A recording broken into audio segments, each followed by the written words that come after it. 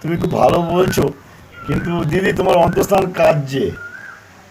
তুমি বক্তব্য দিচ্ছ, বলছো, ভালোই লাগছে, কিন্তু যেহেতু তুমি মুখ্যমন্ত্রী আমাদের ওয়েস্ট বেঙ্গল, অন্তঃস্থান তোমার কাঁদছে কেন?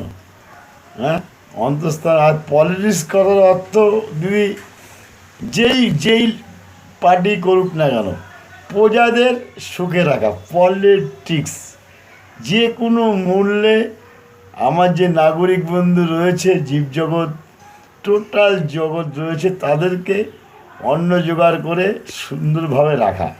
সেই জন্য রামজি সীতাকেও প্রজাদের কথায় ত্যাগ করেছিল।